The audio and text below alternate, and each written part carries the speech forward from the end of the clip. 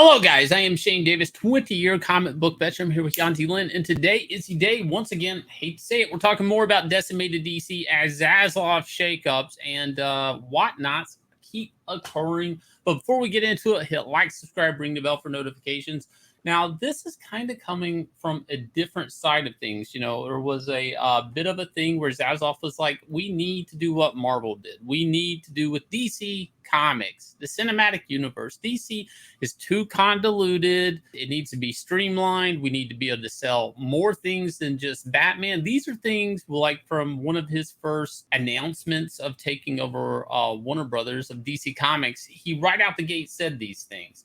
And he proves to be a man of his word. We do have a new guy coming in. This is what they're saying is their version of Kevin Feige.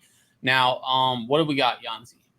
So it looks like David Zaslav has found someone to take over for Walter Hamada. Walter Hamada, as you guys know, is the guy that is in charge of the DC films. So producer Dan Lim in talks to take control of film and TV as well. So that's interesting. He's not just going to also do film, he's doing TV.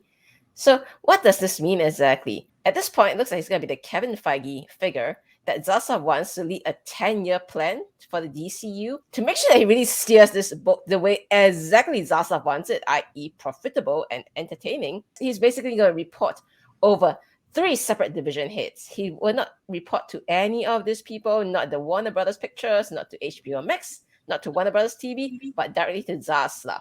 So that's definitely very interesting. Now, why we say that this might be kind of bad for DC is because Hamada is only in charge of DC films. TV is actually under the domain of this guy called Jim Lee.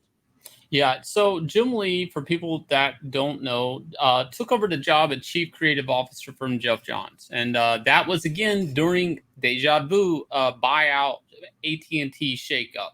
Basically, AT&T, and this happens when a company buys out another company, they usually want to change management for political reasons. They have friends they want to hook up with the jobs for. They just were like, I came in to this company. I was able to get a good price on it because it was mismanaged. So now I need to restructure management. This is very common in the business world. Now, we saw before AT&T and Discovery thing happened, the likes of Dan DiDio leaving DC Comics, that left Jim Lee as publisher. He quickly navigated his way into just solely Chief Creative Officer, like he didn't want anything to do with the publishing division. So a lot of this stuff that they're axing the Batgirl, you know, the Batman animated show, all of these things. What does it mean to be Chief Creative Officer? Well, let me tell you, every movie script, like the Flash script, the Ezra Miller script, believe it or not, that went across Jim Lee's desk. When they were looking at books I worked on, thinking about Metal Men for a movie or TV show, again, it was going to Jim Lee's lap before the book even printed. That's what the Chief Creative Officer does. He basically oversees every video game, what's happening with Green Lantern here, what's happening, you know, in transmedia, what is a Green Lantern show happening over here. And he's basically trying to make sure the essence of DC Comics or the direction is what it should be. Now, obviously, with Zaslav and the last funeral for Batgirl and everything else, they don't like what they got. And this is what I brought up in a previous video. What does this mean for Jim Lee? Because Jim Lee's, he's basically, his fingerprints are all over this stuff. They're either getting rid of, or they're not going to release, or they're scrapping all these shows. Like, I mean, his signature's on these things on some document somewhere, I promise you. It came off at his desk or went across his desk at one point in time. Does he have the power to greenlight these shows? No, but he's involved with them. And this is an interesting thing where I think, like, to be honest, and some of the things I'm hearing, shit's going to roll downhill, but kind of really quick, because there's rumors that they're already rooting around in the books of DC Comics to figure out, like, what is profitable and are they throwing more good money behind bad. And that's the type of attitude that I think is ringing true, that they didn't want to throw more good money behind a bad movie such as Batgirl. They're looking for quick changes in a really quick way.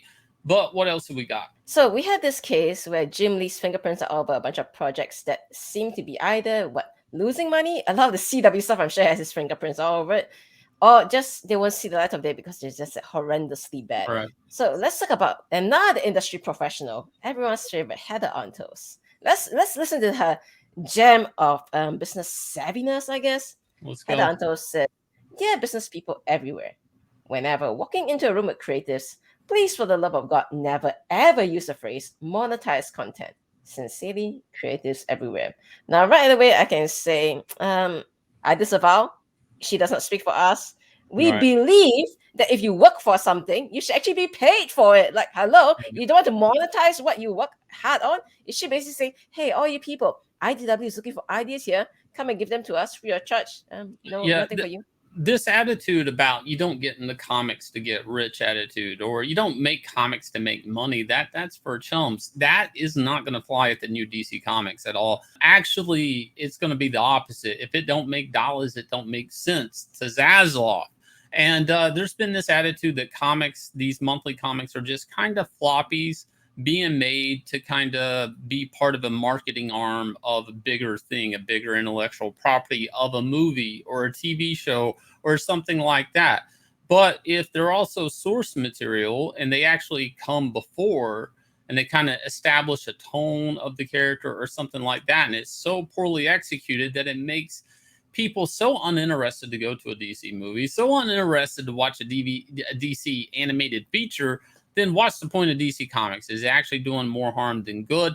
This attitude that entertainment and books shouldn't make money is very defeating. It's like, because like the whole purpose of entertainment is to draw eyes and to entertain. The more the merrier, right? You're selling more of your product, and that is the thing. Selling, people pay to be entertained. You don't need to entertain people for free. So the idea that people think that money shouldn't be associated with making comics or comics shouldn't be profitable, this is a very dangerous attitude to flaunt around in this type of entertainment corporate structure, which I hate to say the big two, that's what it is. Everybody wake up a minute. It's all owned by movie studios. Think about that. This type of attitude is basically praying to the Hollywood gods that own you to put you out of your misery. You're giving them every excuse to shut down a comic book division by just having this attitude. These are the type of people that this industry really needs to vomit out of it. Really, the industry needs to take a cleansing of this. They need to get rid of this because this is going to hurt the direct market, the American comic book industry. Manga kicking our ass. We're owned by movie studios. Hello. And we need to look like we care about people's reactions to Now, let me add something to this though. So, Heather, I'm not sure if you're aware of what the world is like right now. So, we're undergoing what recession and inflation all at the same time. Money is tighter than ever. So, obviously, when money is tight, you want people to vote with their wallets and say, "Oh, this piece of entertainment is worth it. I'll put some money down on it." And when you say, "Oh, it's okay, we just make it for the sake of making it. We don't have to worry about making money," it's like, all right, I guess maybe you have perfected photosynthesis. I guess maybe. Yeah. Heather's a cactus sitting on a windowsill. She's living off the sun, filled in an apartment full of cats. But anyways, what is making money? Inglorious Rex, we capped off that campaign over $300,000, our second Indiegogo campaign. So we have to. We're going to print, gonna be getting the books out, and we have to follow up the mega success of Inglorious Rex by doing a sign up for Inglorious Rex 2. Please look down below. You'll see a link for that. Go check it out. You will get access to secret tiers, trading cards, all of that good stuff just by putting in an email address. Also, please hit like, subscribe, ring the bell for notification, and we will catch you guys again with another video.